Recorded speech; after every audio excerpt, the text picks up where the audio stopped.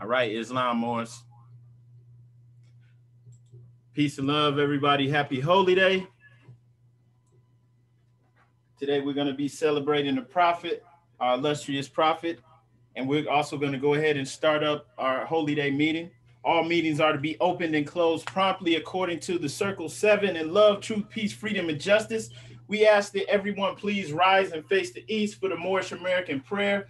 We rise facing the east with our heels together, feet on a 45-degree angle. We hold our arms up in a cactus pose, 2 fingers on the right, 5 fingers on the left, facing the east. If you're able to, repeat after me. Allah, Allah, the Father of the universe, Father of the universe, the Father of love, Father of love, truth, truth, peace, peace, freedom, freedom, and justice. and justice. Allah is my protector, Allah is my protection, my guide, my guide, and my salvation, and my salvation, by night and by day, by night and by day, through his holy prophet, through his holy prophet, Drew Ali. through Ali. Amen. Amen. Islam. All right. Islamism, Morris. Thank you all for attending. Want to announce that this meeting is now open. First and foremost, we always rise and give the highest praise to the Most High, our Father God Allah. We give honors to our divine prophet, Noble Drew Ali, our illustrious prophet, for bringing us our divine creed and nationality so that we may learn to love instead of hate. We give honors to the forerunner to the prophet, our brother Marcus Mosiah Garvey, for preparing the way for purity and love. We give honors to all the 8 up sheiks and all the faithful Moors that make up the grand body of the Moorish divine and national movement. We also give honors to the first appointed Supreme Grand Sheikh by our prophet. A lot of people don't know the prophet established the government. He appointed a Supreme Grand Sheikh, and that's brother Emily Ill, Supreme Grand Sheikh and chairman of the Moorish Science Temple of America. And then we also give honors to the current Supreme Grand Sheikh, our brother K. Dandridgel. We give honors to the Grand Council of the Moorish Science Temple of America, and we give honors to all the faithful Muslims here and now, celebrating the prophet with us right now.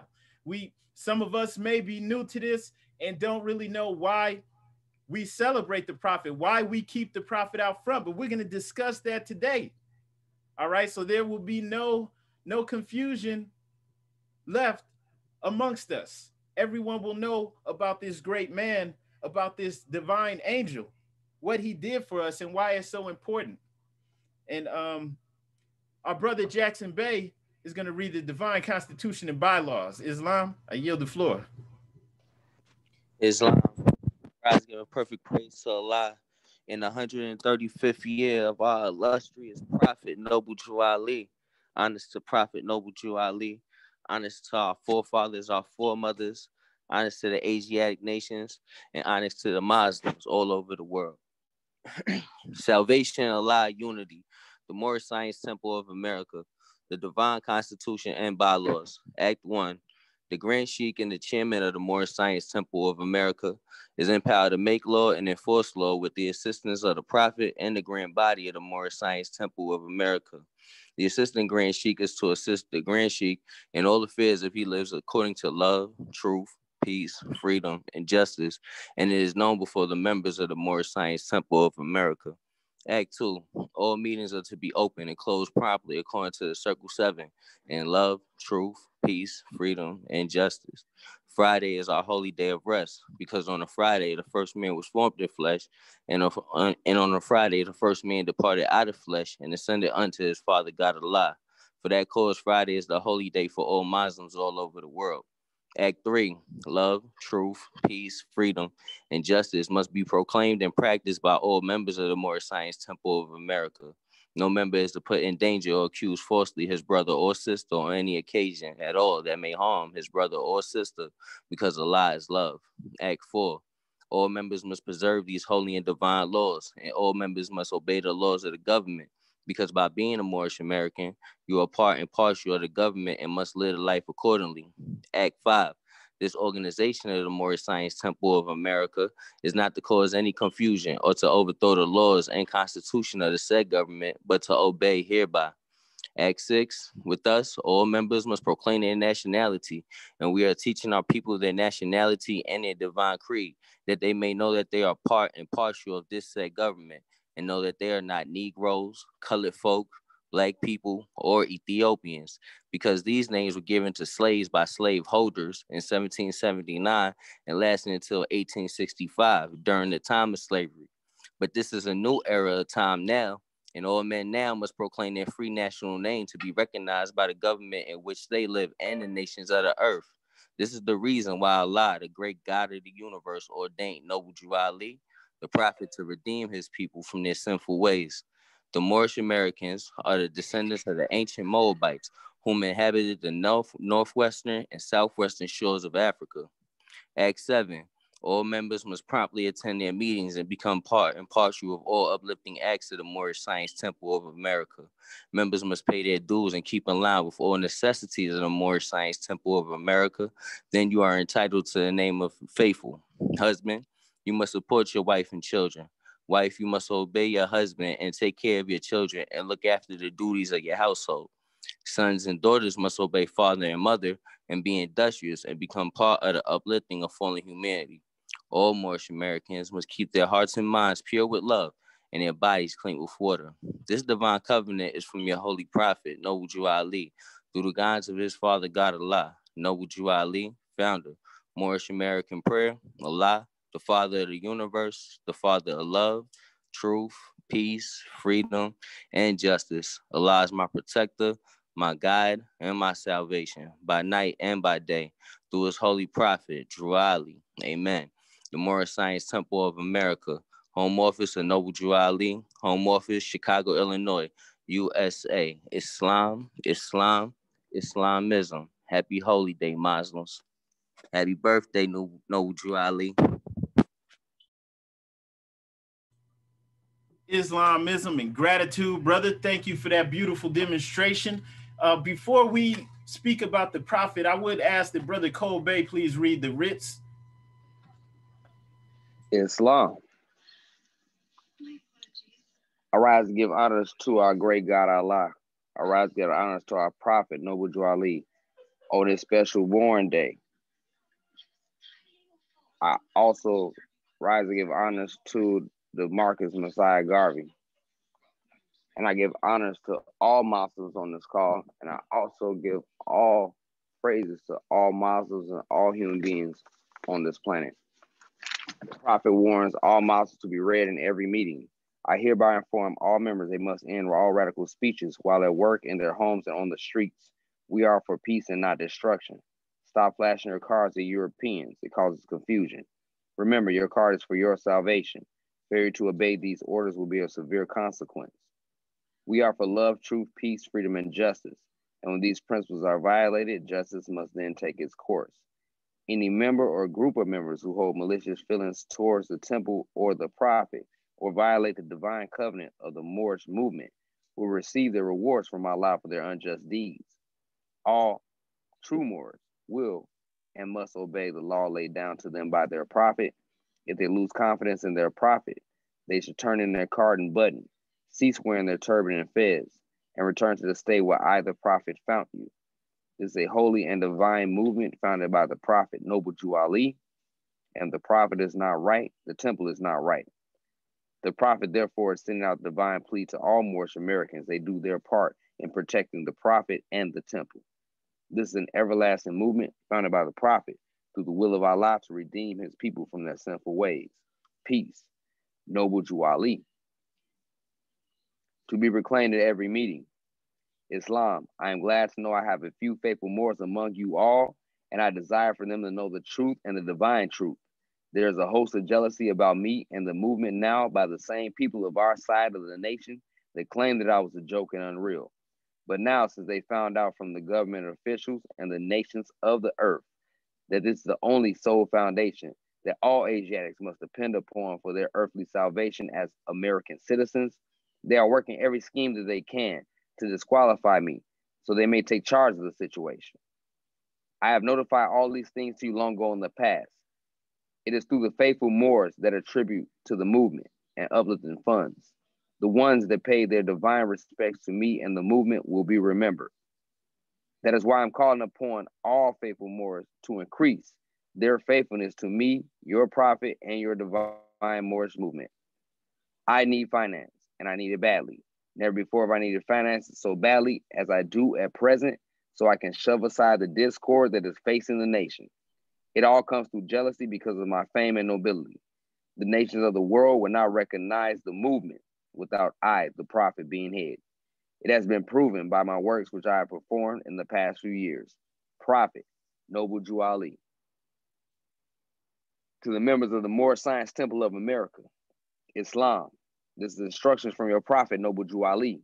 Be faithful unto your forefather divine and national creed, that you will be blessed for your good deeds that you sow in the flesh.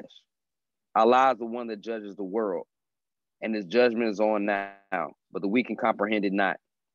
The end of times are drawing near, so says Allah to his divine prophet, I, Noble Jew Ali.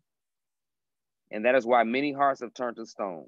Many have eyes to see, but cannot see, ears to hear, but cannot hear, least they will be confounded of their sins.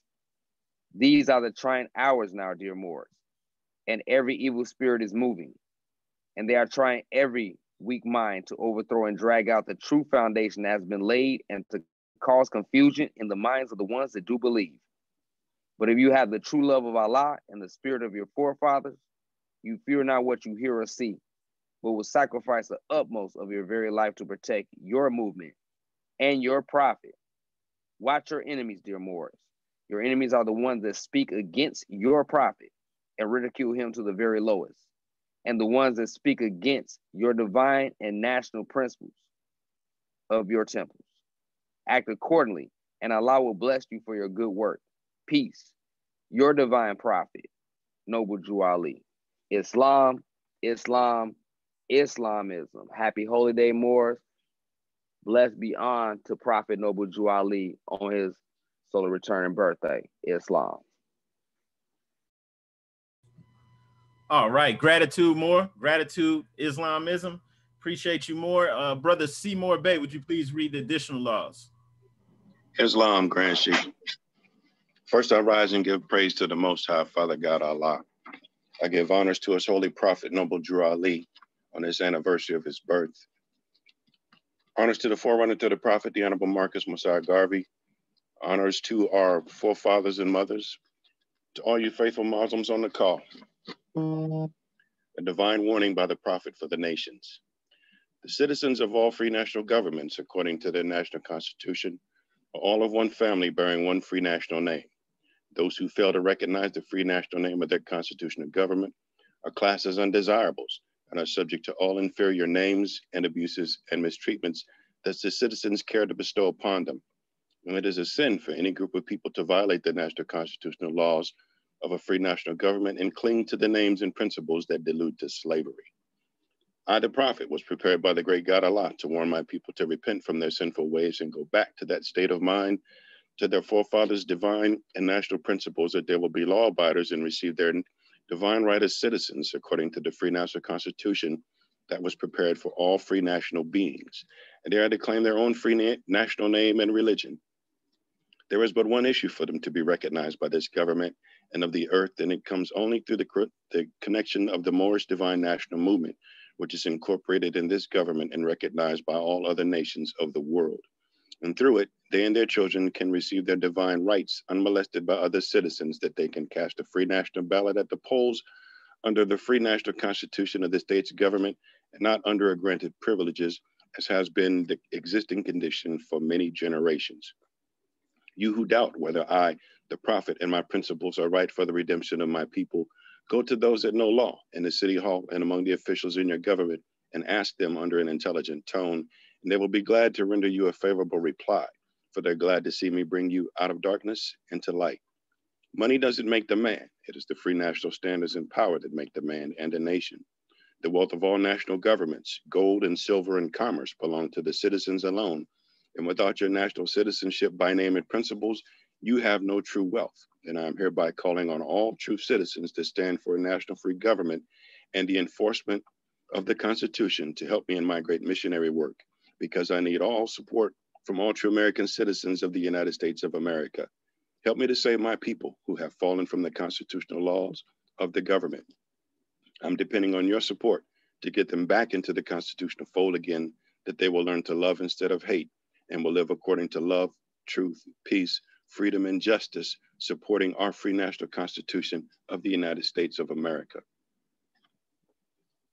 I love my people and I desire their unity and mind back to their own free national divine standard, because day by day they have been violating the national constitutional laws of their government by claiming names and principles that are unconstitutional.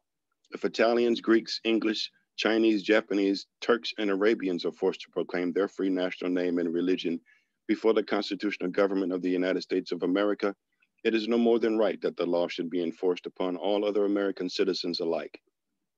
In all other governments, when a man is born and raised there and asks for his national descent name, and if he fails to give it, he is misused, imprisoned, or exiled.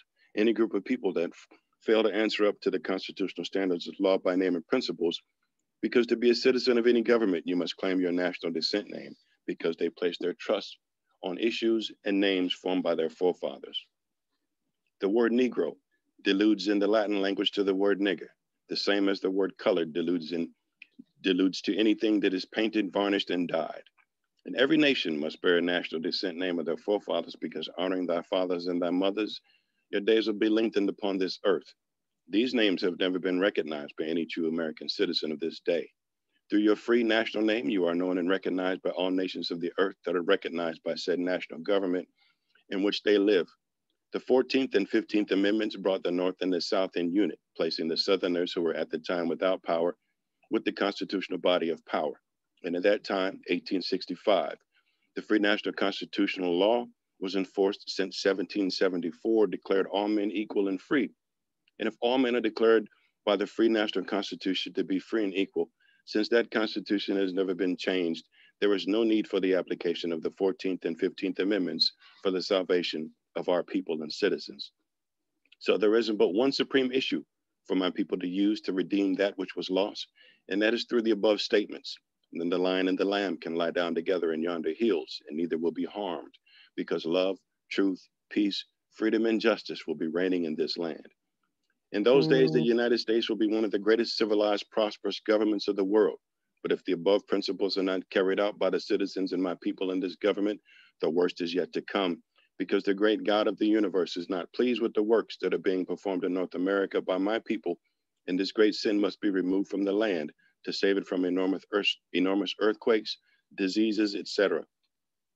And I, the prophet, do herein believe that this administration of the government, being more wisely prepared by more genius citizens that believe in their free national constitution and laws, and through the help of such classes of citizens, I, the prophet, truly believe that my people will find the true and divine way of their forefathers and learn to stop serving carnal customs and merely ideas of man that have never done them any good, but have always harmed them.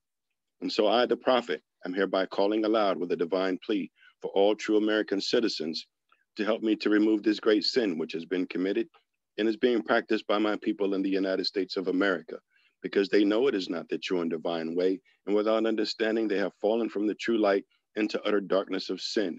And there's not a nation on earth today that will recognize them socially, religiously, politically, or economically, etc., in their present condition of their endeavorment, in which they themselves try to force upon a civilized world. They will not refrain from the sinful ways of action, and their deeds have brought Jim Crowism, segregation, and everything that brings harm to human beings on earth. And they have fought the Southerners for all these great misuses. But I have traveled in the South, and I have examined the conditions there, and it is the works of my people continuously practicing the things which bring dishonor, disgrace, and disrespect to any nation that lives the life. And I'm hereby calling on all true American citizens for the moral support and finance to help me in my great missionary work to bring my people out of darkness and into marvelous light. From the prophet, Islam, Islam, Islamism. Happy Holy Day. All right, gratitude, more Islamism. All right, appreciate you. And today, for those that just came in, we will be doing a short presentation about the prophet. We'll be speaking about our illustrious prophet, Noble Drew Ali. As the sister Douglas Hill, I see, as she said in the chat, Islamism, Muslims praise Allah and honors to his divine prophet, Noble Drew Ali, on this day, January 8th. In 1986, a prophet was born, and we all give thanks and gratitude. We honor the prophet. So we will have a short presentation speaking on the prophet's life and works. And then we will be reading from chapter 40 today from our Holy Koran, speaking about the Holy Koran of the Moorish Science Temple of America. And our brother Jackson Bey will be presenting his Moorish Muslim meditation. The brother actually put it together, meditation for Muslims, true Muslims. And our brother Davis L., who hopefully the brother can share your website in the chat. And if you're on YouTube, also share it on YouTube. This brother makes turbans. He will be doing a presentation on yoga, and we will show our vision board as well that we put together. And as you can see, the pictures up here, just some pictures from over the years. We've grown. Temple 30's grown pretty fast. We follow the prophet. We keep the prophet out front. The prophet is always right, and it works. And Islam, we're going to go ahead and speak on the prophet now. As I said, we do have a short presentation. Just bear with me.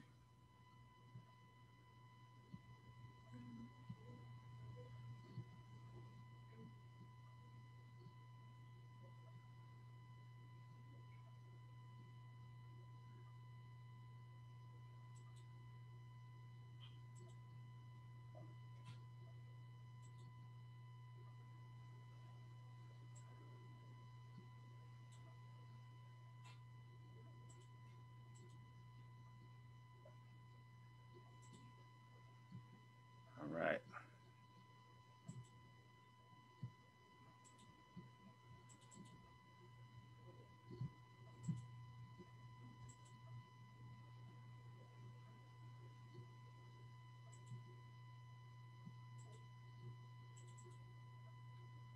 All right, here we go.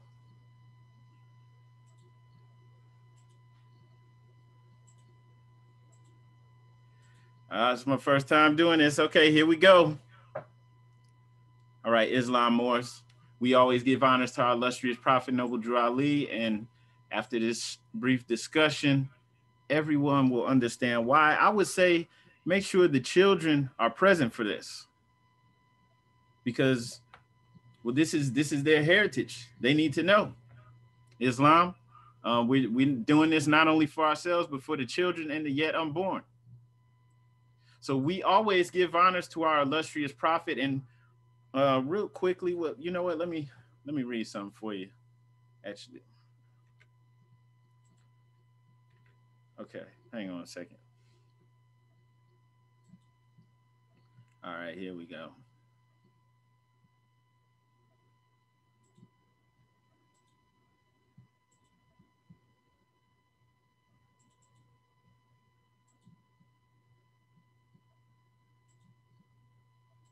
Morris, is everybody able to see that the website? Okay, good. So I'm not going to read this whole article, just to give you a brief understanding who the prophet is, when he was born, and what he did, just in brief. Prophet Noble Drew Ali, the most important American figure you've never heard of. Some of us may already know this, but we're going to go over this anyway, because this is one of the most important men, if not the most important man in American history. All right, and in brief, this is just some information from the Mukarrabin files. If you want to get more insight on this, you can look that up. You can get that online now. But the prophet made his entrance into the world on the 8th day of January, 1886. All right, and this brother endowed with vision, wisdom, purpose, and love for humanity. So at the age of 27, just 27 years old, this brother founded the Moorish Divine and National Movement in America, which was later to become the Moorish Science Temple of America. But he started the movement in Newark, New Jersey, or Newark, New Jerusalem. And then in the succeeding years, the prophet moved to moved the base to Chicago, Illinois, organizing in 1925 as the Moorish Temple of Science. And as I said, in just after this brief discussion about who he is, we're going to tell you why this is important. So the national headquarters, all right, was established, and then in 1926, November, it was incorporated as a civic organization in the state of Illinois. This was later changed on July 28th to a religious corporation, and then registered in the Cook County Office of Records and Deeds, excuse me. And that was in 1928. So the purpose and goal of the Moorish movement was articulated by the Prophet Noble Drew Ali in the Moorish Guide to dispense charity and provide for the mutual assistance of its members in times of distress, aid, and in the improvement of health, and encourage the ownership of better homes, to find employment for members and teach those fundamental principles which are desired for our civilization, such as obedience to law, loyalty to government, tolerance, and unity. And then he stated also, we are friends and servants of humanity. We're dedicated to the purpose of elevating the moral, social, and economic status of our people. We have set about to do this through a wide and comprehensive program embodying the principles of love, truth, peace, freedom, and justice.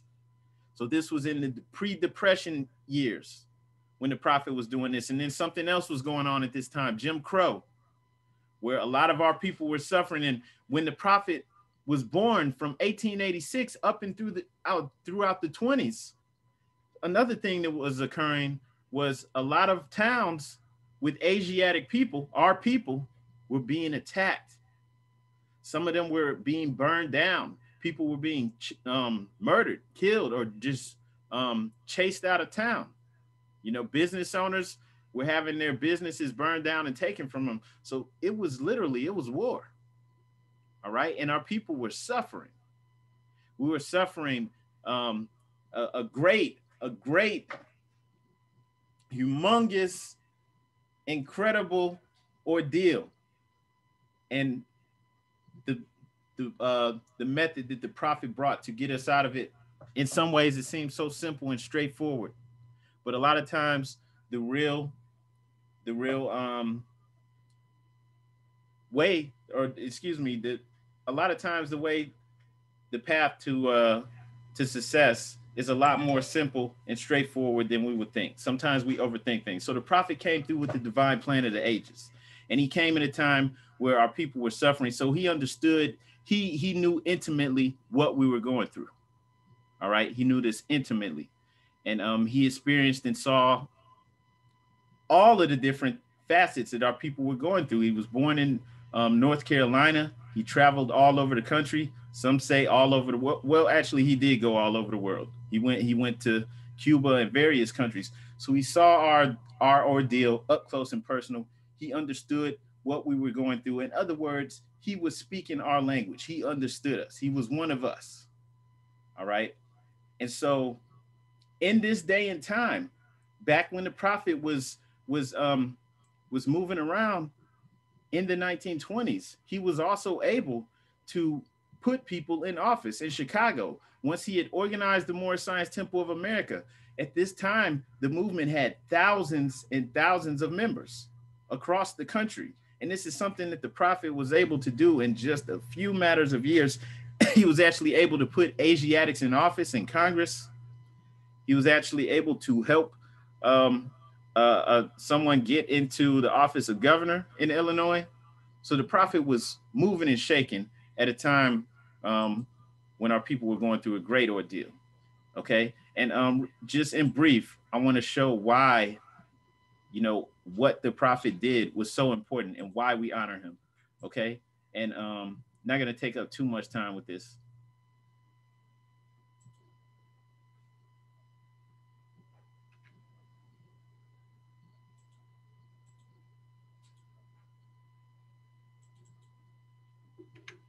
All right.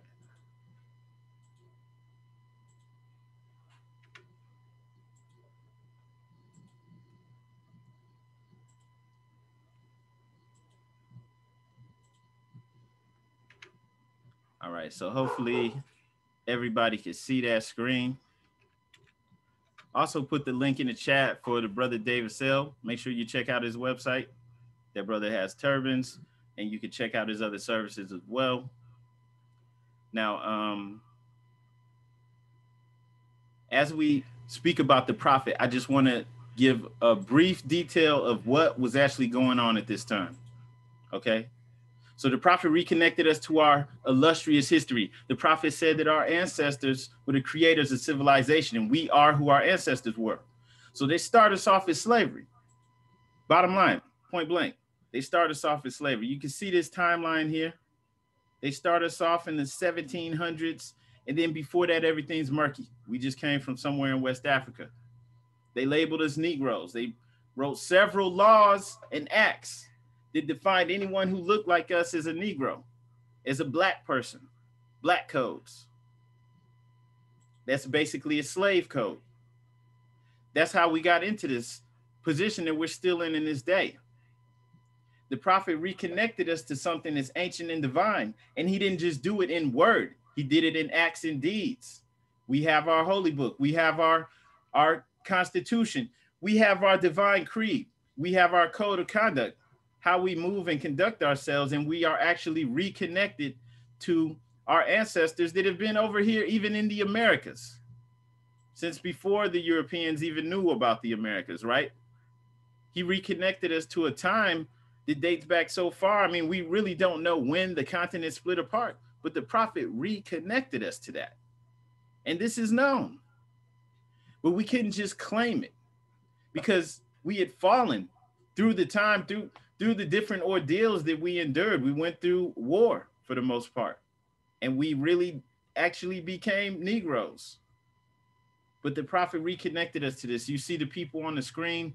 These are ancient Americans. Incan noblemen on the left. We have Peru noblemen on the right.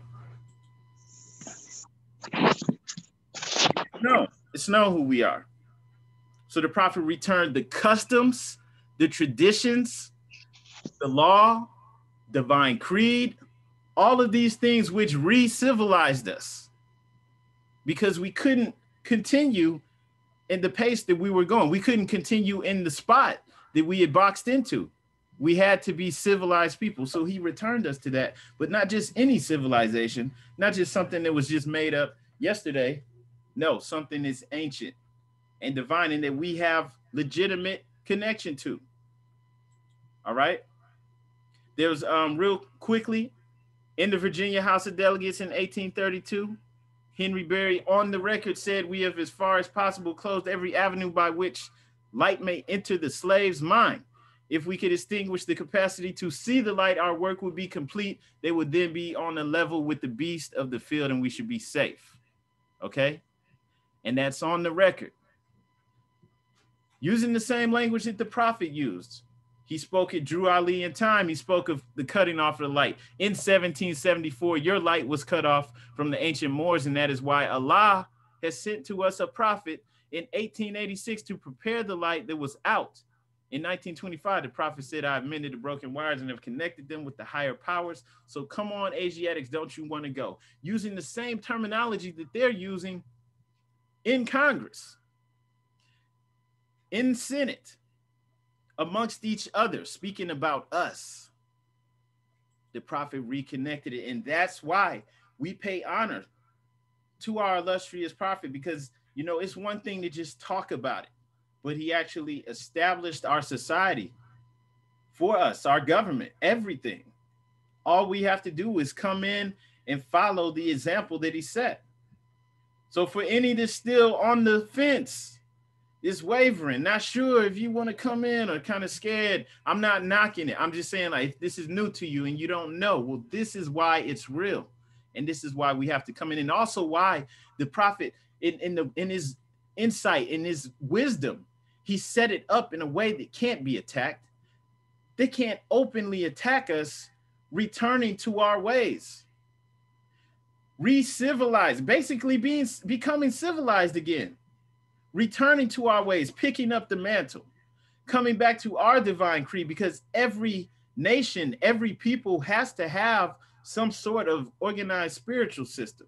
The Europeans didn't have Christianity until it was given to them. And then they organized with the Council of Nicaea, and these different bodies came together and they said, okay, we're going to make Christianity our official religion. And boom, now they can trade with other countries. Now they can move around as an organized, civilized people. Because by you having this divine creed, we know that you're not just down for whatever, but they've created something with this Negro. They've created something that's down for whatever. So the prophet saw the true problem. That's why he didn't point the fingers here and there. He wasn't pointing fingers all over the place. He said, I know, right, what the true issue is. I have traveled throughout the country, right, throughout the South, and he knows that it's us. We're suffering because we went away from our true and divine way. We honor not our forefathers and foremothers. So you who doubt whether I, the prophet, and my principles are right for the redemption of my people, go to those that know the law in City Hall, not just any old body, people who understand the law, and among the officials in your government, and ask them under an intelligent tone, meaning you understand and know who you are, and they will be glad to render to you a favorable reply, for they are glad to see me bring you out of darkness into light. Once again, that phrase about us being cut off from the light. He's returning it. This phrase down here too from the Divine Warning, which was read by our brother Seymour Bay, just to paraphrase, it says, they have fallen from the true light into utter darkness and sin. There's not a nation on earth today that will recognize them socially, religiously, politically, or economically, which means us Moors, we have to come in. Since we understand, we know about the prophet, we have to come in. We have to act accordingly. Because as we can see, most of our brothers and sisters, our fellow Asiatics, they don't know. They're still screaming, they're still crying and putting their hands up or saying they can't breathe. They're still saying Black Lives Matters. They don't understand. But we can't just talk it, we have to be it. We have to do the same thing the prophet did. In just a matter of a few years, he was able to get temples in all of these different cities. And they weren't just temples, they weren't just like churches. No, where you had a temple, you had a community. The temple's going in and they're buying up property. They're getting property, they're opening businesses. So where you have a temple, basically you have a headquarters. So they're moving what? Socially, religiously, politically, and economically. And they are recognized because they're moving in their true light of who they truly are. And the prophet established that, and he left the blueprint. So all we have to do is follow his footprints. I'm not saying that there's nothing that we have to come up with this new. I'm just saying we don't have to reinvent the wheel. All we have to do is come in and follow his footprints. And it's so simple. What he set up for us, we don't have to do something that's so difficult and hard. No, you just have to come in and be your true self. It's beautiful. He reconnected us. It says here, allegedly, he said that I took the covers off of all the secret organizations. So I don't know where that quote came from, but it's what he did. George Washington chopping down the cherry tree. What was he talking about? What was he talking about? Right? That flag you see on the left with the two pillars, that's from the Grand Lodge of England. Okay? Not saying anything negative about Freemasonry, but the symbol you see there with the coffin with the acacia branch, and the coffin has the 5-pointed star, the pentagram on it. What do you think that means? I'm not saying what does somebody else say. I mean, what do you think it means? The flag on it, is that Hiram Abiff's coffin? Come on. What do you think it means? All right. So they can't come against us. And once again, that flag, that's in the Grand Lodge of England. That's the oldest lodge in the world, Freemasonic Lodge. The prophet was not playing when he said he took the cover off of all the secret organizations. And that the flag, some people say, well, what's the big deal about the flag? Well, look at this. There's your flag right there. Now, if you don't speak in an intelligent tone, somebody can tell you, oh, that's just a coincidence. No, that red background symbolizes the blood. And that 5-pointed star, they'll tell you it symbolizes Venus. And the eye right there, they can tell you anything. But if you know who you are, you know that this is all built off of you not understanding who you are and not moving as a Moorish American Muslim. So we can't do this without honoring the prophet and keeping the prophet out front.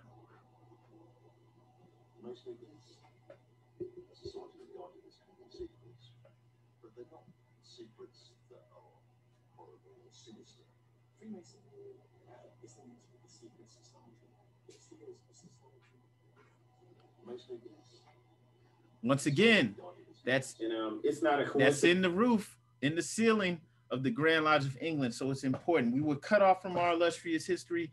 The prophet reconnected us. He built the society for us, the government. All we have to do is come in and follow his footprints. And that's why every Friday, holy day, we teach from the Quran. Sunday, we stick to the Quran questionnaire, because this is what we all need to know and understand and pass on to our children. And this is why we pay honors to the prophet. Hopefully everybody understands that. If anybody has any questions or anything they want to add to that, though, feel free to chime in. We are going to be in studying from chapter 40 in the Quran. If you have your Quran and want to study with us, we'll be in chapter 40.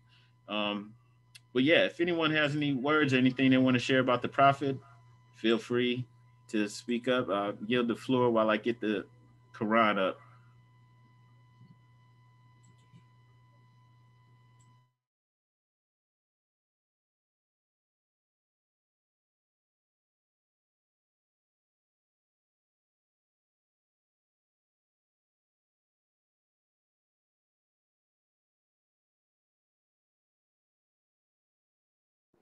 Peace. I just want to say thankful for the prophet for bringing this information. The saving grace in it is real. It helped definitely to help me to transform my thinking, and encouraged me to find myself, to learn. It's challenged me. And it's definitely brought me to new places. Definitely thankful for what the prophet brought. Thankful for you Moors also finding the prophet as well to help enhance the journey. Islam. Gratitude, brother. Islamism, definitely. As the sister Douglas L said, we are in the age of Aquarius now. And remember, before the new age dawns, a prophet is sent to the people to prepare them. Okay, and that's why the prophet came in the early 1900s. He didn't come too soon. Some people might say, oh, the prophet came too soon. He didn't come too soon. He was right on time. All right, the brother was right on time. Hopefully I could share this artwork too on try to share this artwork on YouTube. Let's see if you Moors can see that. Might have to. Can y'all see this? Beautiful. So that's important too. Don't leave that out. Can you show that again? Make sure you show everything again too. I just got that up. So you have to teach the children. Don't leave the children out. When you are doing holy day or Sunday school, make sure the children are there as well. Make sure you're showing this to them, teaching them, and that you are working your best to live by these principles. We are reading from chapter 40 in the Quran, but in your Quran, hopefully you have one. If you don't, you need to get one. Every Moor should have it. But at the top of the Quran, what does it say? It says the divine instructions from the Holy Prophet at the top of every Quran. All right, these are our divine instructions. And this is not a joke. All of the imagery that was just shown about our flag being in the Grand Lodge, and all of the ancient Americans who looked like us, who were even wearing fezzes and turbans. all of that is nice and everything, but if we're not working to live by these principles and understanding it, knowing our laws and living by it, if we're not doing it, then it carries no weight. Can you show those drawings one more time? I had just got it connected over here. Right? But if we're not living by the principles, then it doesn't even apply to you. Okay? So you can't just say, "Oh, that's me. That's me. I'm the ancient ones." You have to know what that means and you have to live by it. It's really important. Okay? We can't leave that out. All right. And as I said, we will be in chapter 40. Right? If you are looking in your Quran, it should be on page 49. All right, that's beautiful. We got the Moabitess with the turban. She knows her flag. She knows her nationality. All right, this is important. So if we're not teaching our children, we're dropping the ball. We have to get this to the children. We have to. Right? You can't leave them out. We don't want them to have to start over from square one. Beautiful. All right, loving it. All right, Islam. All right, and actually, okay, beautiful. So, yeah, we're gonna be reading from chapter 40. Just one second.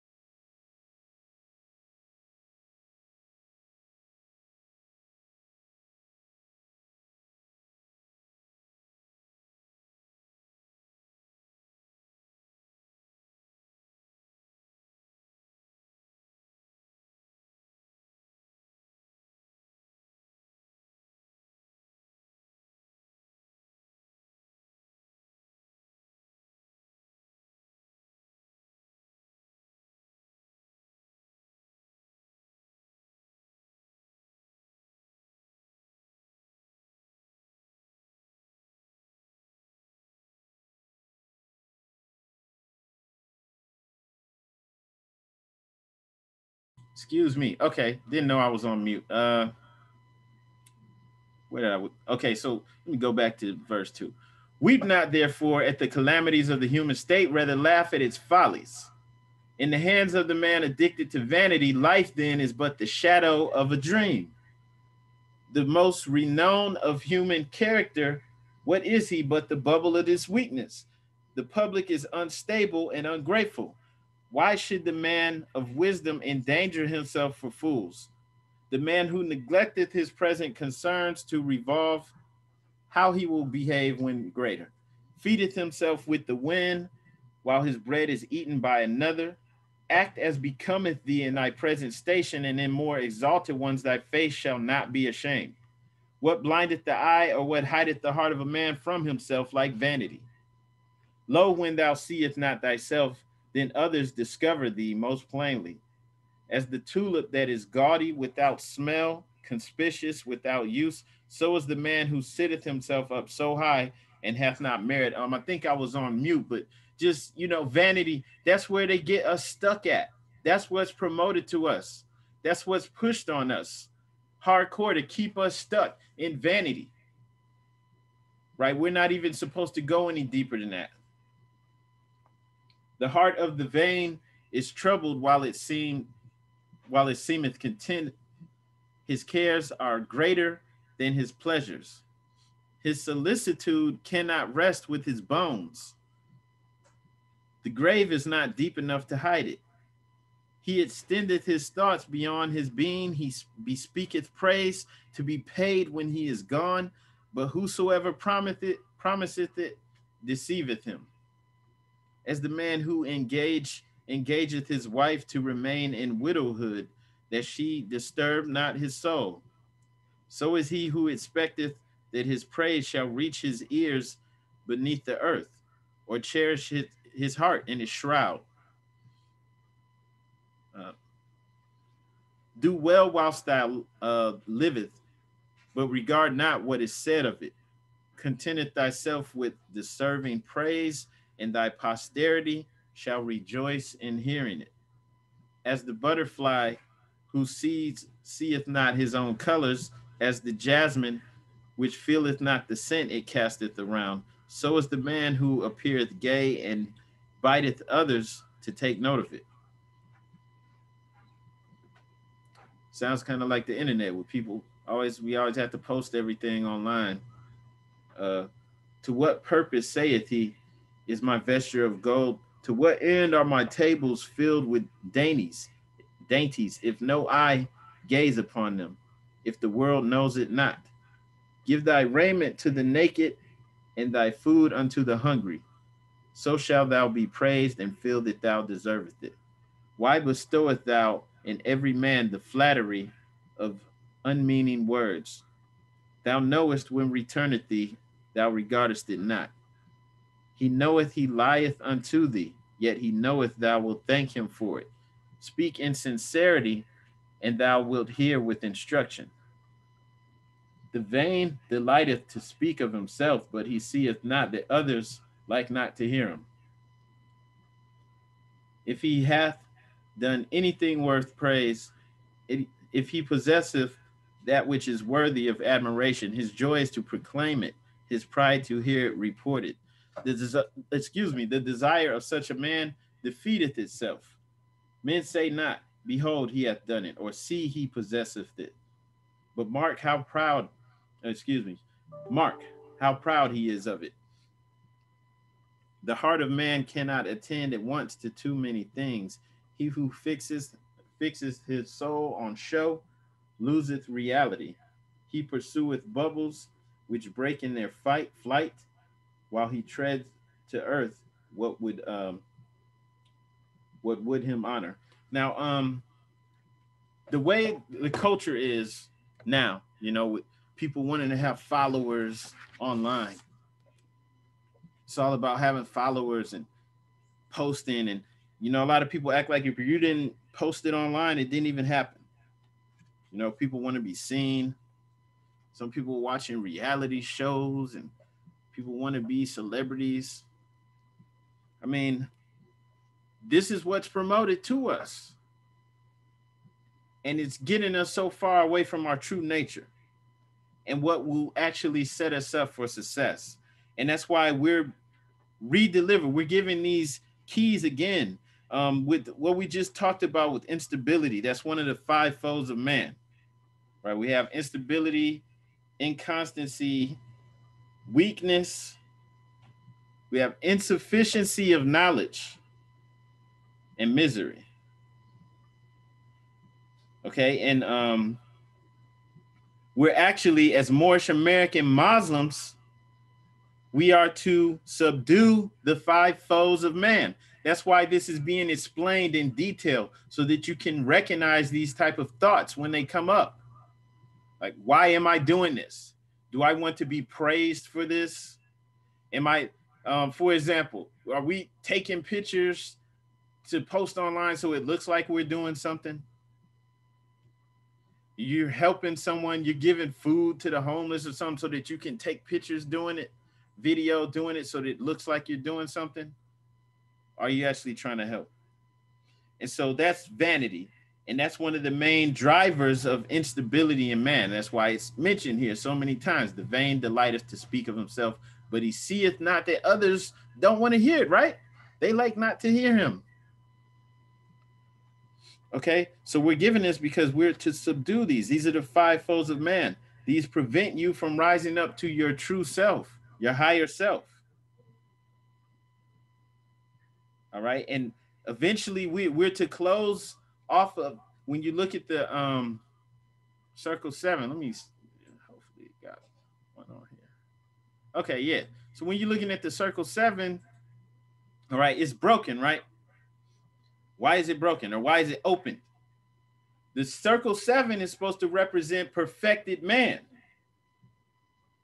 but it's open at each of those quadrants. Why? Because we're to strive to close the circle, to reach perfection. And we do this by imitating the prophet. So we have to close the circle. One of the ways we do this is by subduing the five foes of man. Islam. And so this is what we work on. And this is also why we need to understand. We need to know these lessons inside and out, so that as we go through life, as we're dealing with our family, friends, co-workers, whatever, as we're dealing with the world, we can recognize these thoughts that are emanating from the lower self, and we can subdue it. Because these are like traps. There's traps set up for you when you fall into these pits. They're set up all over the place, right? Some of them are so faint that you wouldn't even notice, but there are traps that are literally set up for you.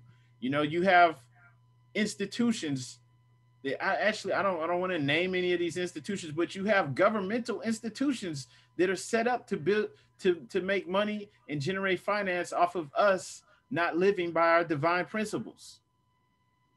And people get caught up in these situations now where they're having to pay money and go to court and do all types of things, right? And so it's set up to basically take advantage of you not being in your higher self.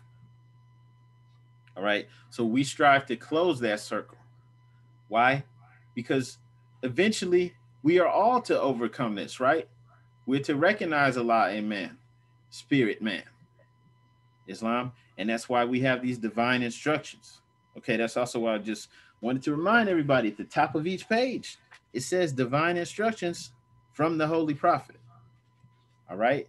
And, you know, nobody's sitting up here acting like they're perfect. We all have to deal with this. And so it's good to have this to fall back on so that you recognize these thoughts as they come up. Where is this emanating from? All right. And the prophet warned us about vanity. It makes you, you know, that people that are vain, they fix their soul on showing and getting adoration, getting attention from others, but they lose themselves in the process. Eventually you lose yourself. So that makes us also think about what we're doing, why we're really doing it. And these are good keys to take into internalize for each and every one of us. That's all that I had to share on this measure. But I yield the floor if anyone else has any insight that they want to share.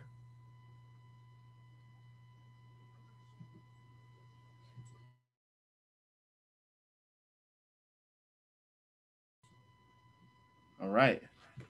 Islam. If no one has anything that they want to share, I will read the additional laws.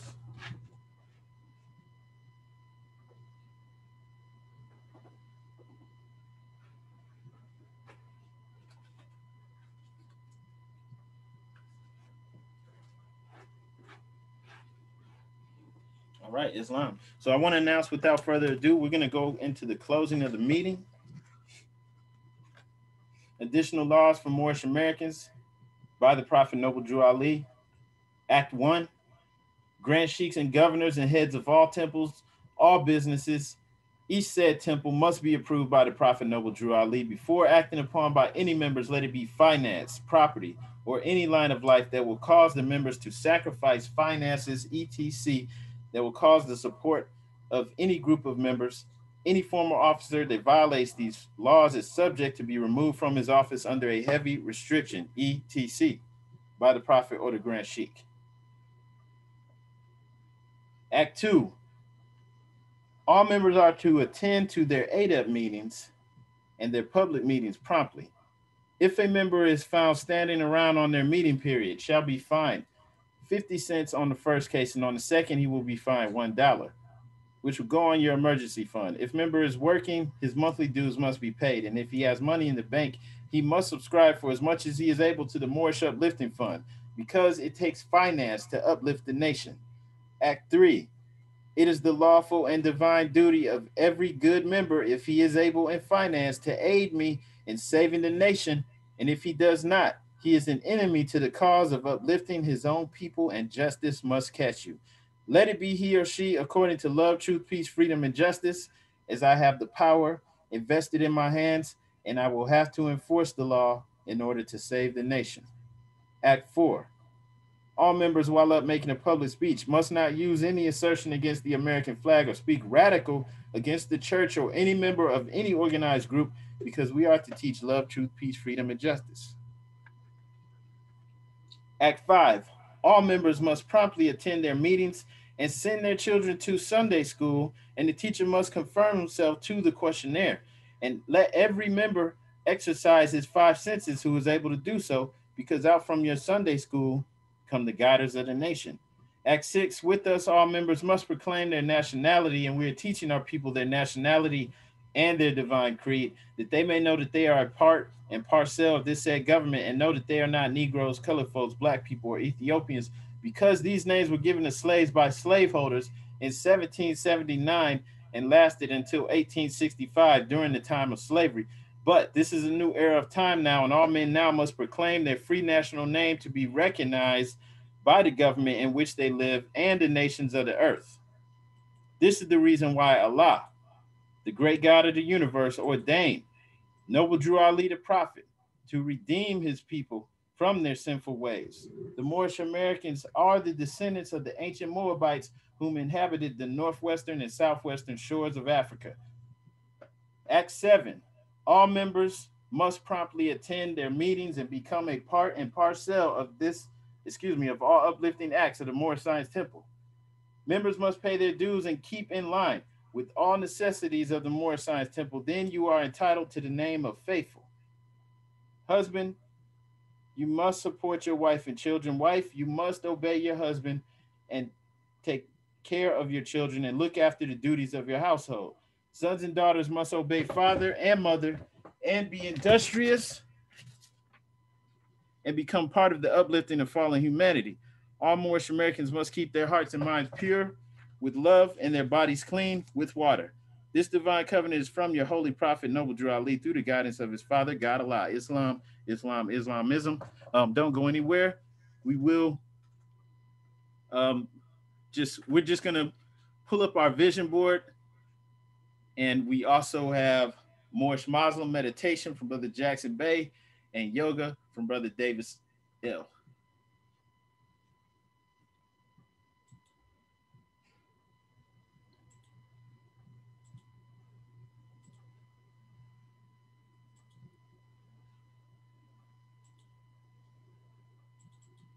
All right, Islam. So yeah, I just want to share this, and I want to thank everyone that contributed to this. Excuse me. Hopefully everybody can see that.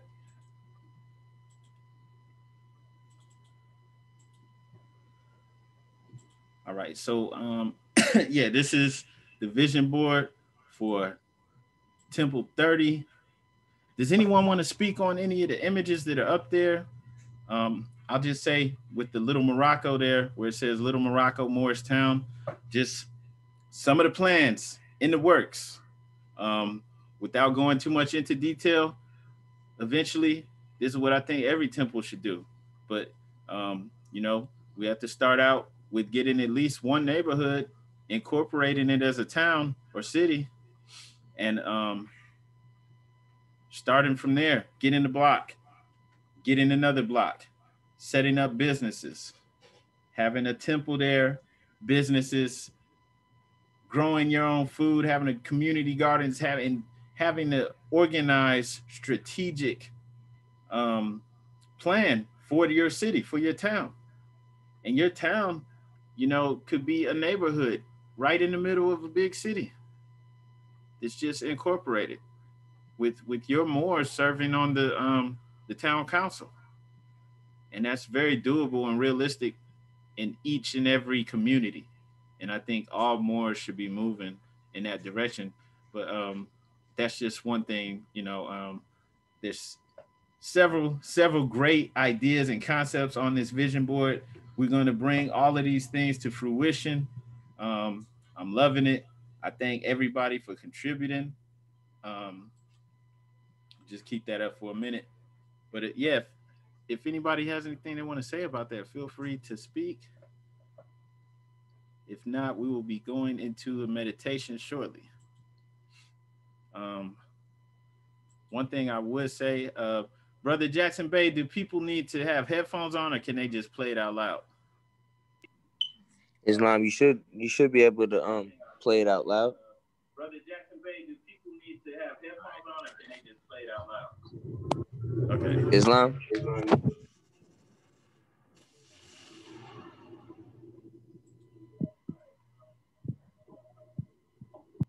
All right, sorry.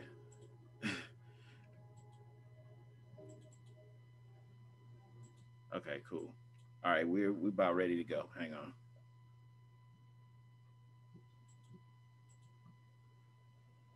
Okay, so that's beautiful. I put that in the chat too, so everybody in Temple 30 can get that vision board. Maybe put that on your phone or on your computer, or print it out. Just put it up so that you can see it every now and then. But I know that these things work. Just having that imagery, seeing it, you will draw all of these things to you. And with us all having it together as a collective, focusing on the different things that we want to manifest, it's going to happen. It's already done. It's a done deal. Once you made up your mind, that's what you want. All right. So everybody will have that. I say go in the chat and download that. I would say put it on your phone or somewhere where you're going to see it every now and then. Islam. So don't go anywhere. We're going to do more Muslim meditation. And then we also have we have a yoga session. All right.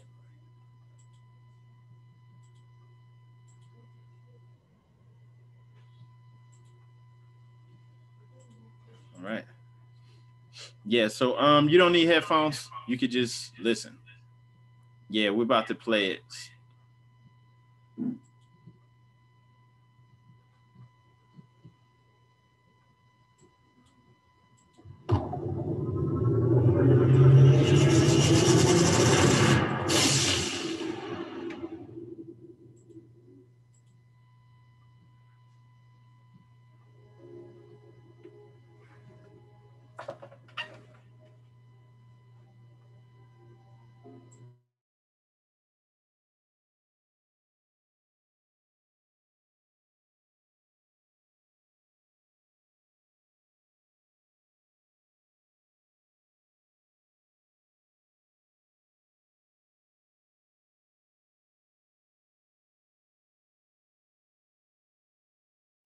Can't hear she.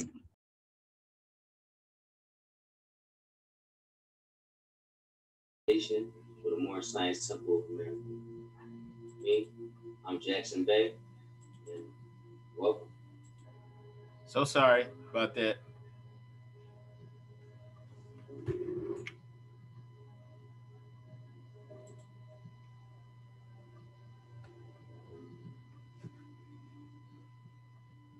Islam.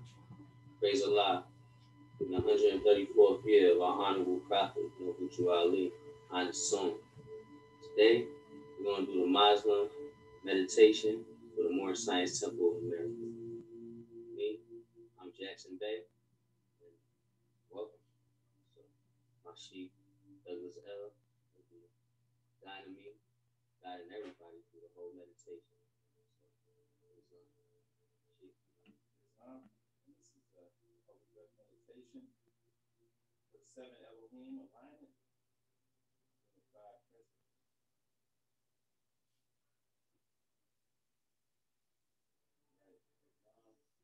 Place of honor to all prophets. We're going to start by getting in a comfortable position. You can be standing, sitting in a chair, you can be on the floor, you can be kneeling, whatever makes you comfortable. Go to learn. Before we get started, take 4 deep breaths. In, out. In, out.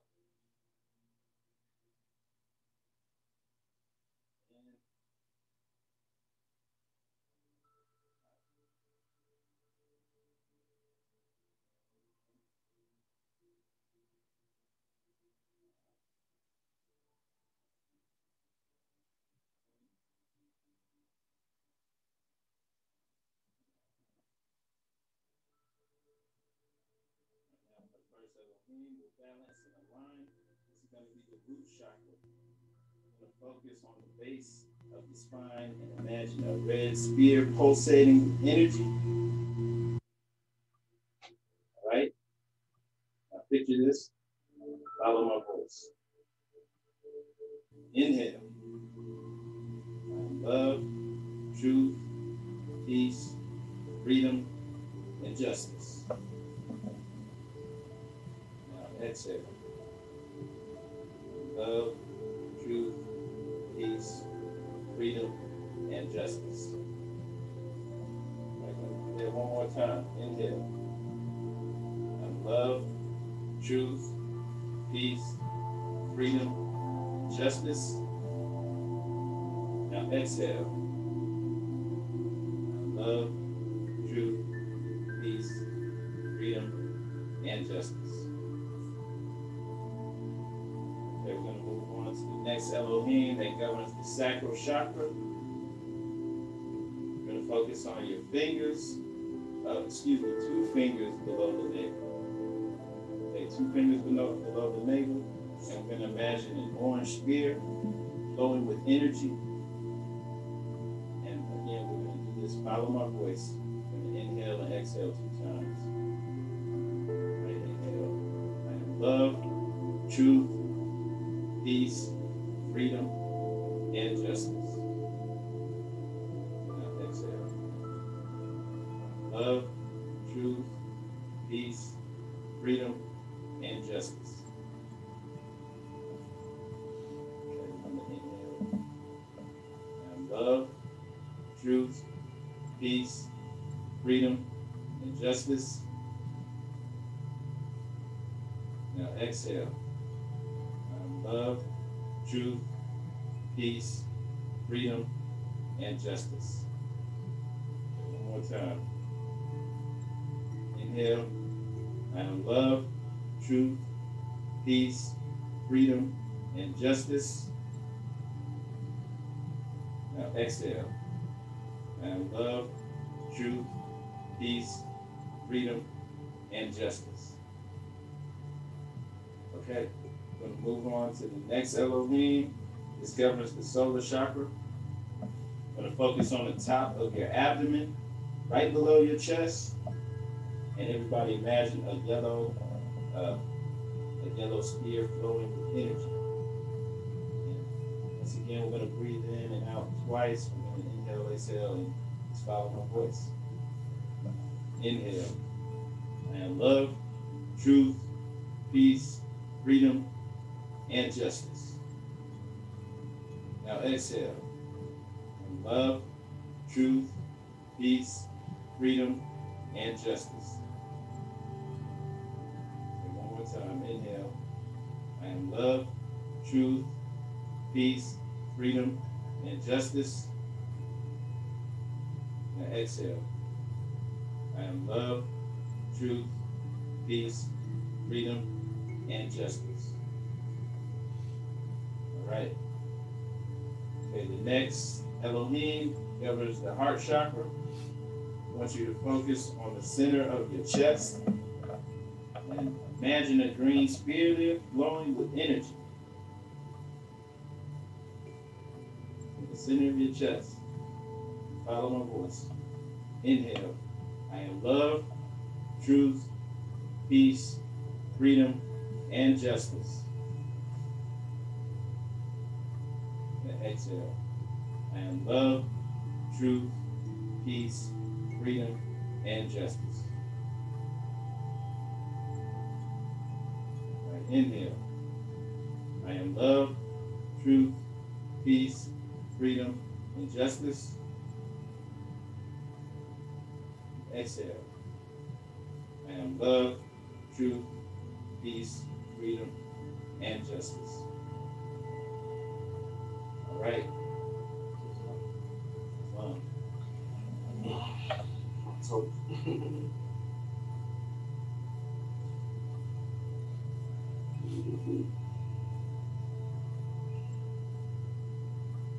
Okay.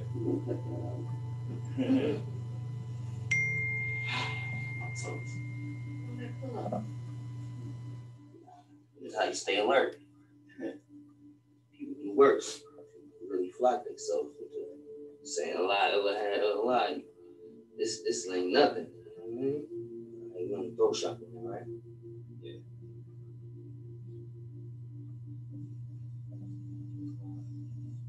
All right, the next Elohim is throat chakra. Focus on the base of your throat and imagine a blue spear of energy flowing. Now follow my voice. Inhale. I am love, truth, peace, freedom, and justice. Now exhale. I am love, truth, peace, freedom, and justice. Okay, one more time. Inhale. I am love, truth, peace, freedom, and justice. Exhale. I am love, truth, peace, freedom, and justice. All right. Now we're moving on to the next Elohim that governs the third eye chakra.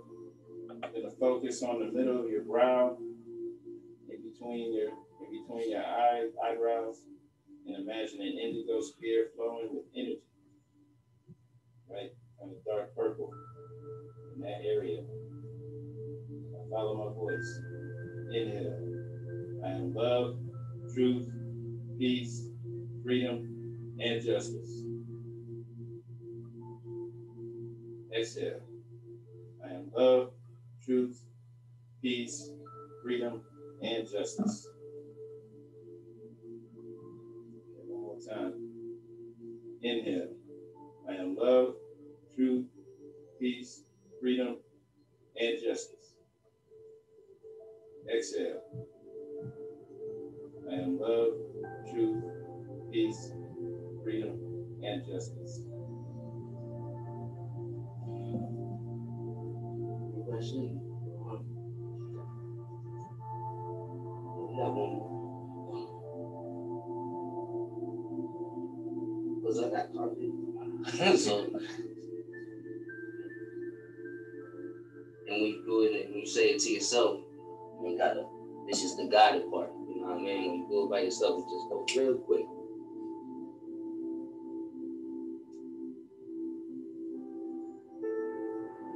Crown chakra now, right? Yeah, that's the last one.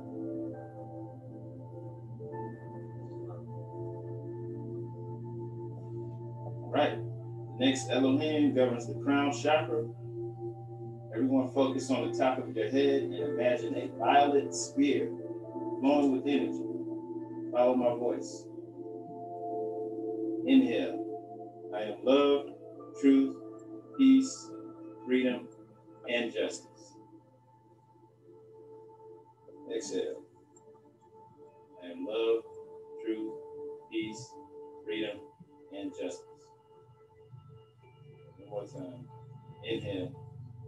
I am love, truth, peace, freedom, and justice. Now exhale. I am love, truth, peace, freedom, and justice.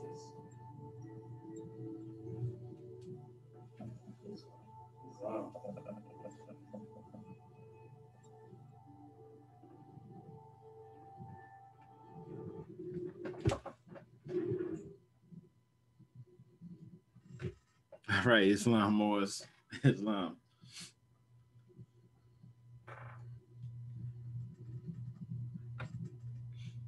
Right, hope you Moors appreciate that.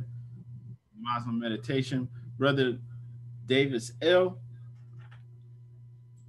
do you want to do screen share? Are you able to grab the screen?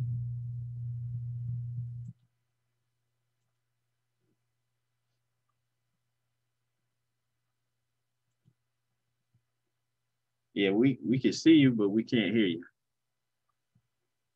Oh, okay. I forgot I had it on mute. I was definitely talking. All right. Everybody can see me, hear me pretty good. You have to take over the screen. Huh? You have to take over the screen. Click over the screen. Yeah. Oh, man. Hang on, let me see. I don't even know how to do that. How you do that?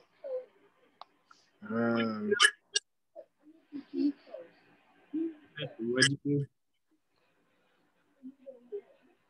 I can't hear you. Oh, it says share content. Yeah. And then share screen. Okay, that makes sense.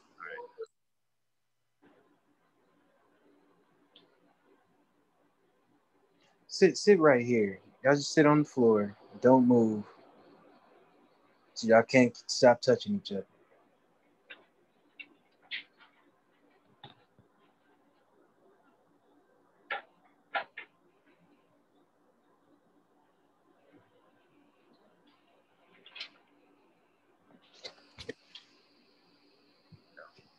Is it working? Yeah, I can see your screen now. Okay, I'm stuck on this you are sharing screen. So I can't really see myself or see you guys anymore. All right. Let me get out of there. Let me see. I'm gonna do something else. Hang on. All right. Okay.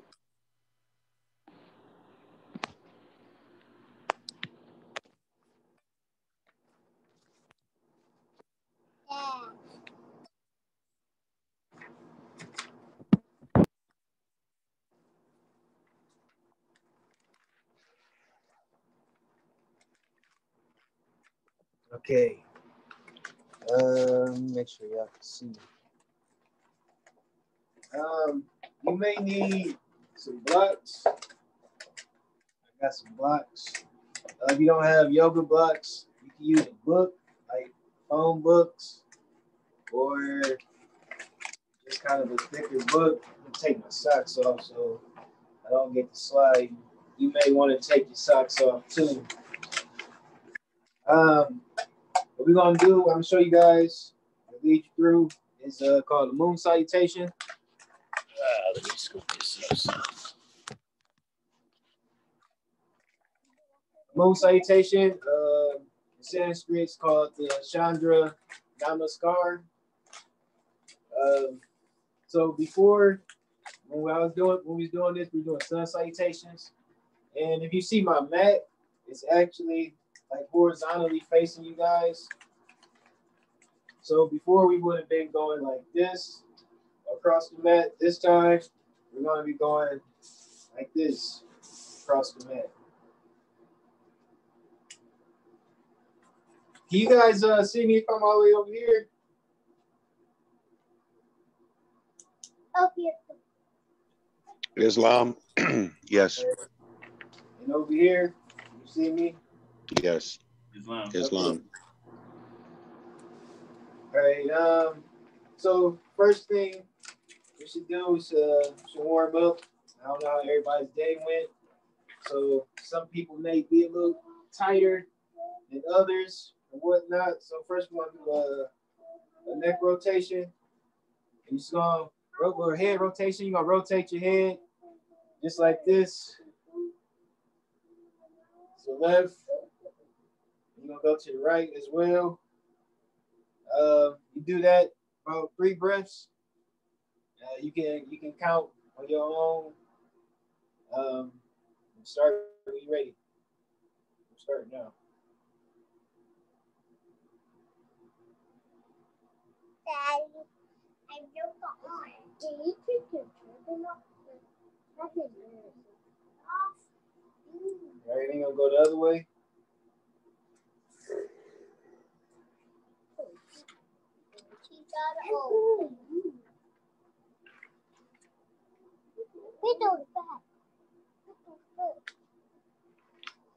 All right, then you're gonna do shoulder rolls.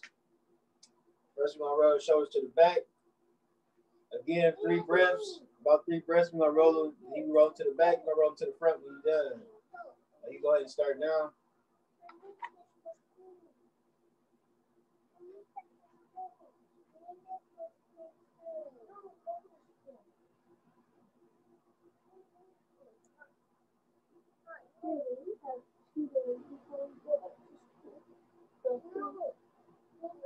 You're gonna go the other way.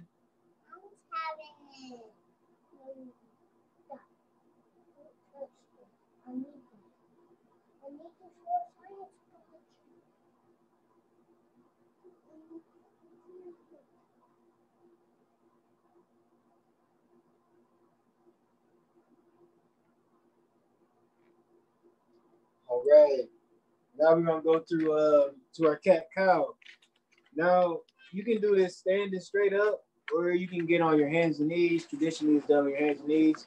But if you can't, or you don't feel comfortable on the ground, I'll show you an alternative. So if you're gonna get on your hands and knees and do it, you want to get your knees underneath your hips and your hands underneath your shoulders, and you get your toes in the ground. When you inhale, you're going to arch your back. You're going to kind of pump your butt out, hold your head up. You can stick your tongue out on your inhale. Then you exhale. You're going to round your back like a cat. Like that. Go sit down. And when you stand up, you'll stay on my knees, actually. You're going to do the same thing. When you inhale, you're going to stick your chest out like that. When you exhale, you're going to round your back over like this. Okay? I'm actually going to stay on my knees and do it. We're going to go through that for about 3 respirations again. And you can go at your own. I'm starting now.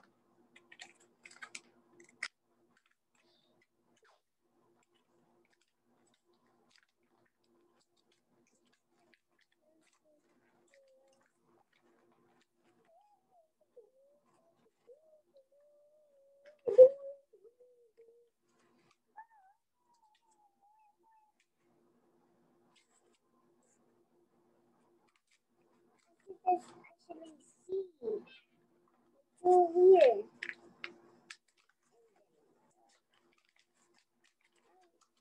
All right. Now after that, I'm gonna go ahead. I'm gonna do some trunk rotations. We're gonna try to loosen up our back some more, lower back, waist area. So again, we're gonna do about 3 respirations again, and we're gonna go to the left and right. You can go when you're ready. I'm starting now.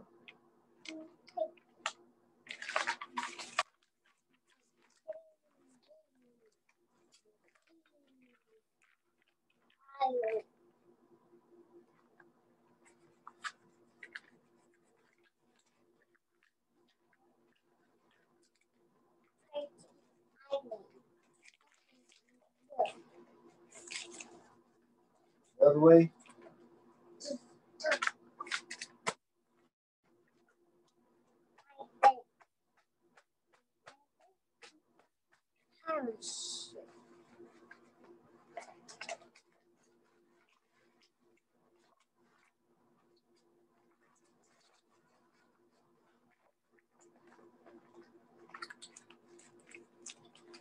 All right.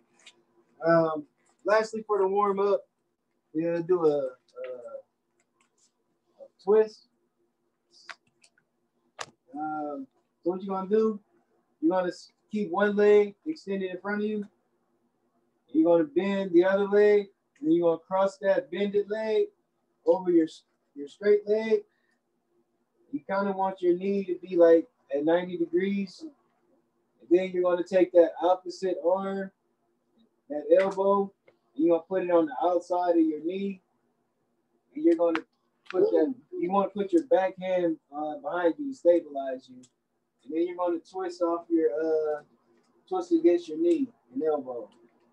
And you're going to hold that again for about 3 respirations. You want to look back over your back arm. So in my case, my right arm is back. So I'm going to be looking over my right shoulder.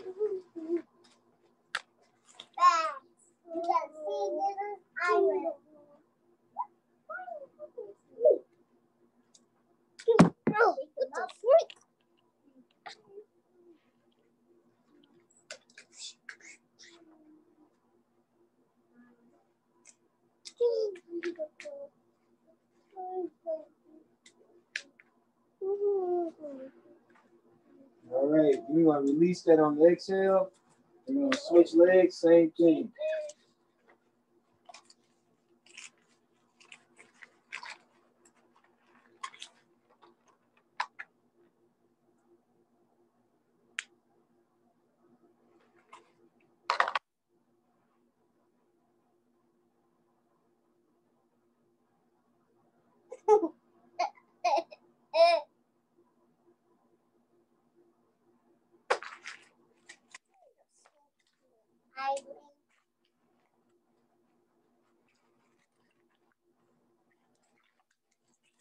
All right, you're going to go ahead and release that. You're going to go ahead and stand up. And I'm going to start to the left. Okay. So first thing we want to do, we want to get our feet set underneath our shoulders. And then we want to focus on our breathing. And we want to take deep belly breaths, similar to how you were breathing during a meditation. You want to try to focus and hold that rate of breathing throughout the whole session. All right, you're gonna come into what's called mountain pose. You're gonna take a couple minutes, well, not a couple minutes, couple breaths to get our rhythm.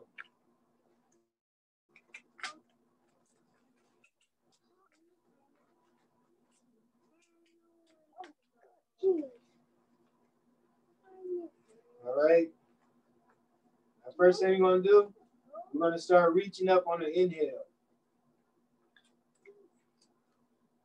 Straight up. And we're gonna exhale, we're gonna lean to the right. It is. It doesn't kick over. You want to keep your head in between your arms. You want to inhale, come back up. Exhale, lean to the left.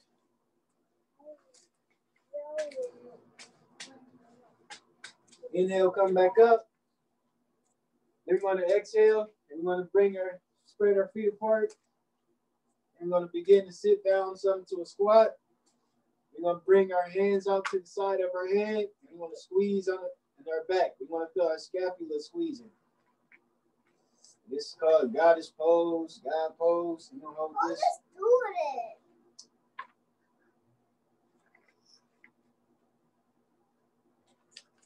All right. Then we're going to come up on the inhale. We're going to turn our right foot towards the wall. We're going to bend that knee till it's over our ankle. We want to keep that back leg straight. We want to tee our arms out. And then we're going to go into warrior 2. You should feel some stretch in your groin area.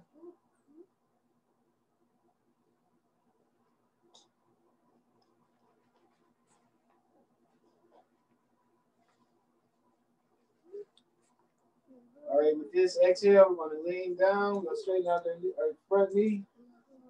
We're going to lean down. We want our backhand straight up, looking back at our thumb. You want to keep your thumb over your shoulder. The other hand is down. Like kind of, if you can grab your ankle, grab your ankle. If you need the block, use the block.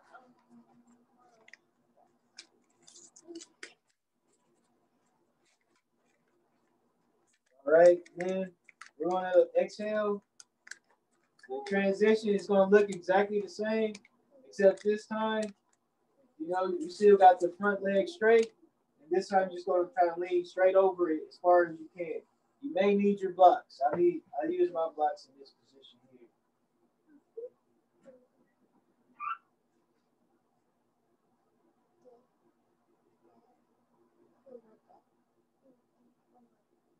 We're going to exhale, come into a lunge. You're going to square off. Then you're going to inhale and come into a crescent.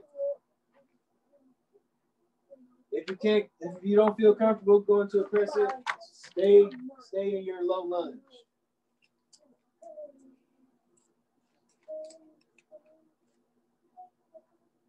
All right. When we exhale, we're going to come back down to our lunge, right? And then we're going to turn and we're going to lunge sideways.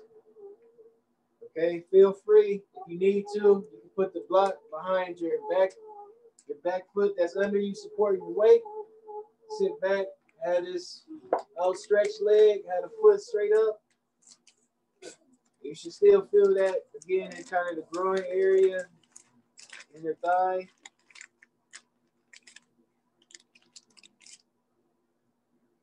All right, we're going to transition. We're going to go into a squat.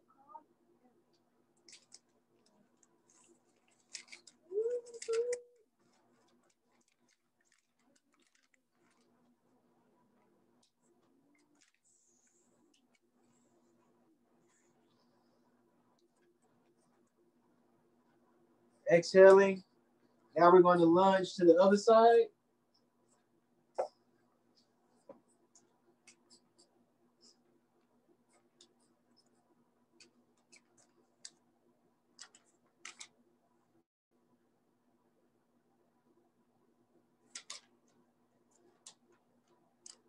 All right, then we're going to turn and square up to a traditional lunge. We're going to go back to that crescent.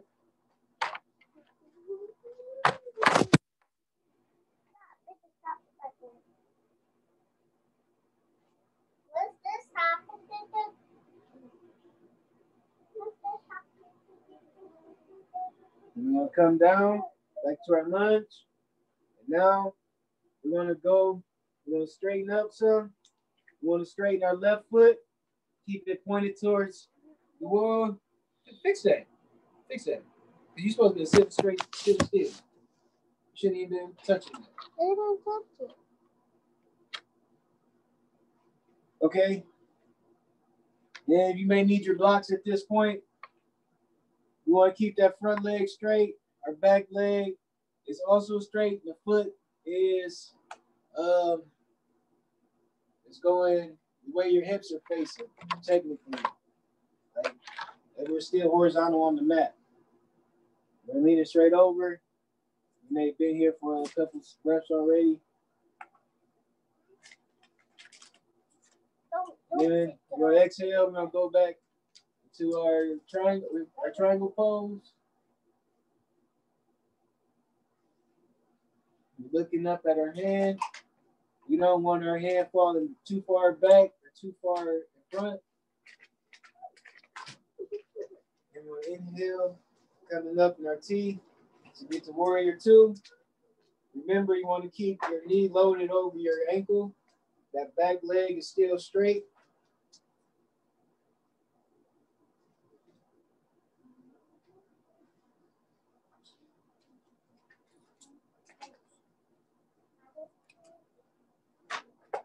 All right, we're going to exhale. We're going to go back into goddess pose. Goddess pose, however you like to describe it. You want to be squeezing it. You want to feel a squeeze in your back.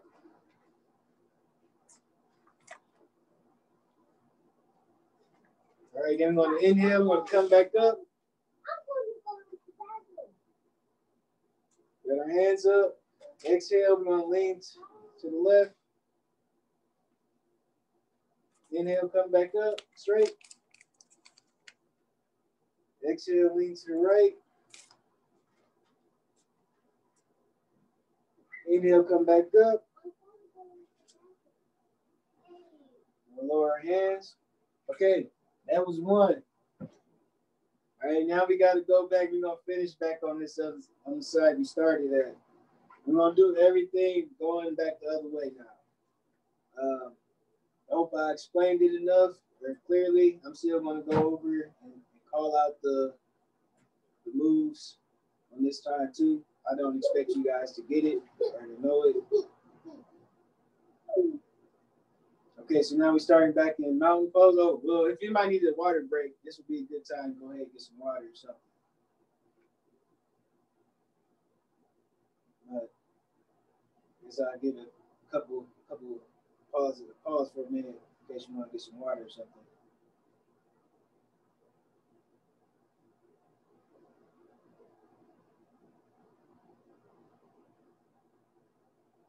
All right.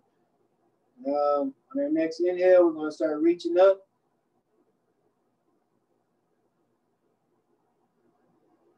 Exhale. You can lean to the right or left. Just lean the other way. Next time. Inhale, come back straight. Exhale, lean.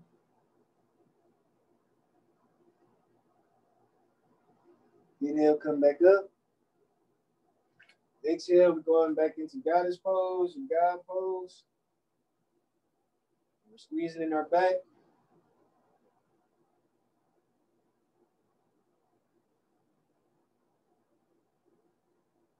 All right, inhale, come up. All right, we're pointing our left foot towards the top of the mat. And we got our right foot towards the side, the long side. We're loading our knee above our ankle, back leg straight, warrior two.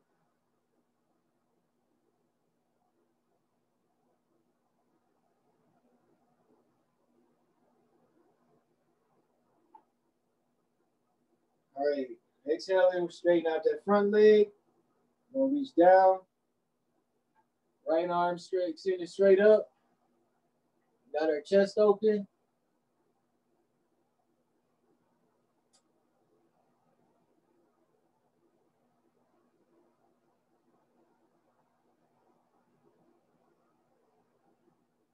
Exhaling.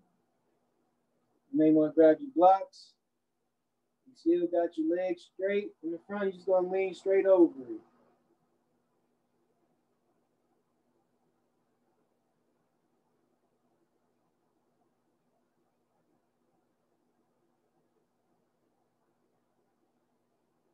Exhale, we're going down towards lunge.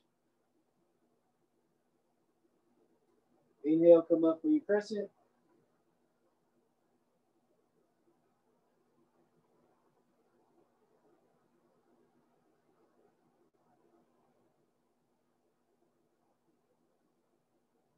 Exhale back down. Then we're going to turn to the side. Get our side lunge.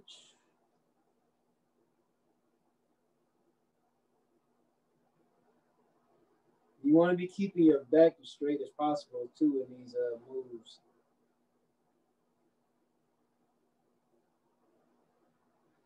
Exhale into a squat.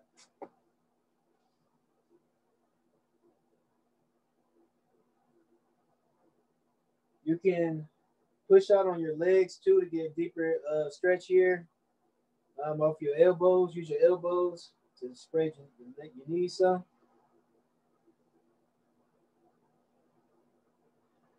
Exhale, stretch the other side. Lunge.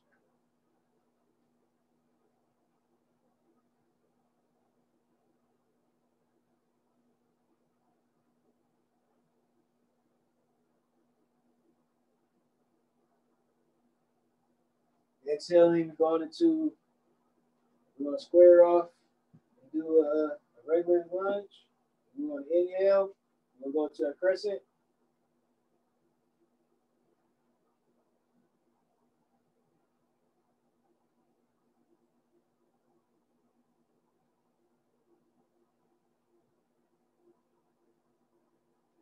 Exhale, coming back down. And we're lifting up, inhale.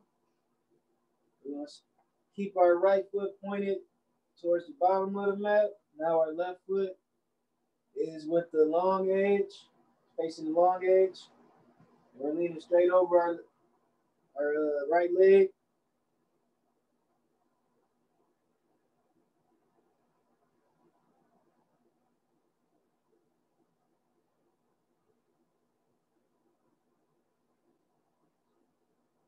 All right, we're exhaling. Getting ready to inhale. Extending your left arm above your shoulder. Stacking it. You got your chest open.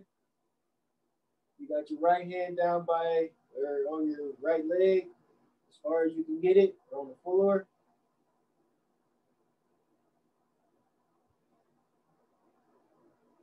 All right, now we're inhaling and coming up, going into warrior two. Got our knees stacked over our ankle.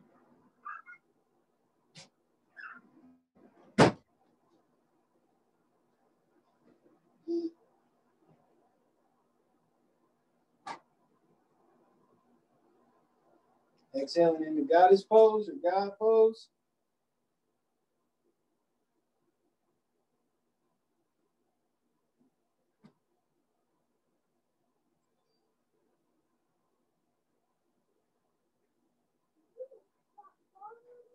All right, now we're exhaling. We're coming back up.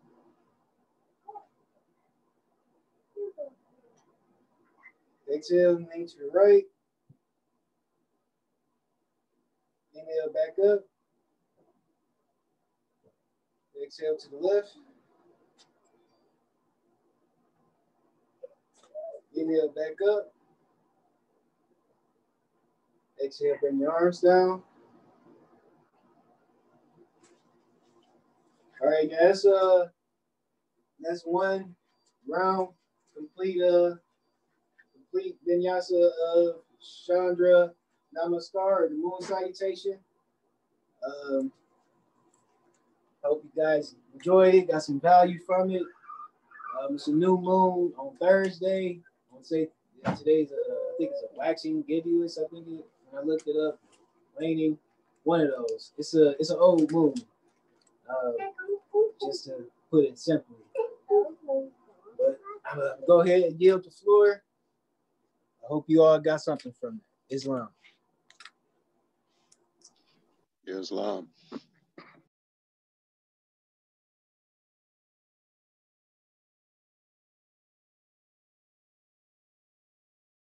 Islam, gratitude, brother, gratitude. Okay, go show it on Mom's phone real quick.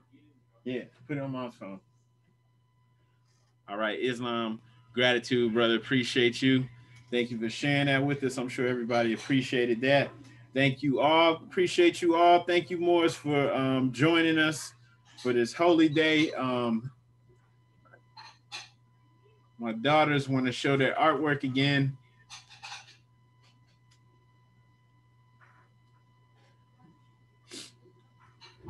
Are you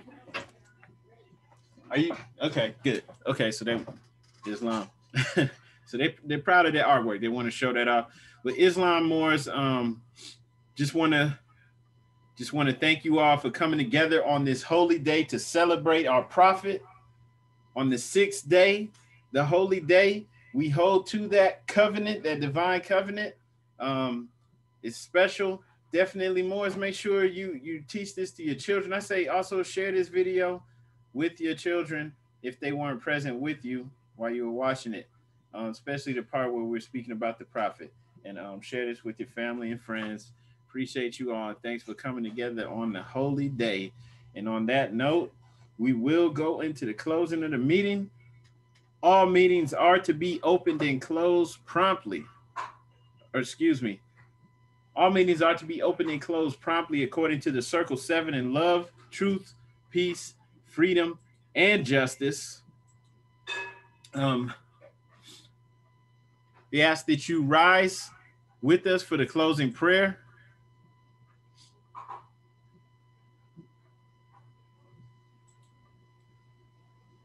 Okay, if you're able to rise and face the east while we close out. And you do not need to repeat after me. Okay. All right, face the east, put your feet together. Your heels are going to be at a 45-degree angle, like you're standing on the square, arms up, cactus pose. 2 fingers on the right, 5 on the left. Allah, bind our hearts and minds back to our ancient forefathers' divine creed and principles. We ask this in thy holy name and the 7 Elohim. Amen. Islam, Amen. Islam, Islamism. Peace and love, Moors. Islam. Happy Holy Day. Happy Holy Day, Muslims. That was beautiful. Happy Holy Day. Happy Holy Day. Peace and love. Peace and love. Happy Holy Day. 135 years. Happy Holy Day. Happy Holy Day. Bye. Happy Holy Day. Peace to the Ummah.